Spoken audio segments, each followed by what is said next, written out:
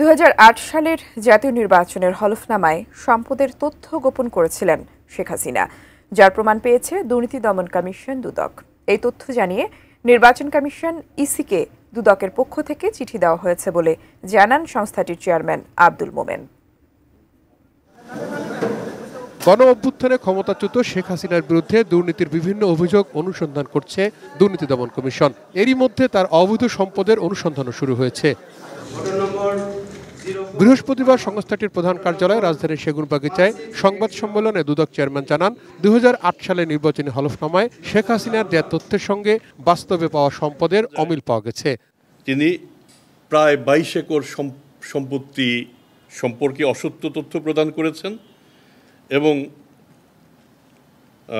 ৩১,৯১,০১০ টাকার তথ্য, অস্থাবর সম্পত্তির তথ্য লুকিয়ে নিয়েছেন। এবং সে সময় তার ব্যবহৃত একটি গাড়ি, যেটি সে সময় ২,৩০,০০০ ইউরো ধরা হয়েছে, আমরা দলিলে যা পেয়েছি তাতে ৮৪ টাকা ইউরো প্রতি ধরে ১,৯৪,২০,০০০ টাকা এই গাড়িটি তথ্য তিনি হলফনামায় প্রদান করেননি। লিলি হালাল বিউটি সোপ, বিএসটিআই কর্তৃক সনদপ্রাপ্ত দেশের প্রথম হালাল বিউটি সোপ, দীপ্তিময় উজ্জ্বল ত্বকের জন্য।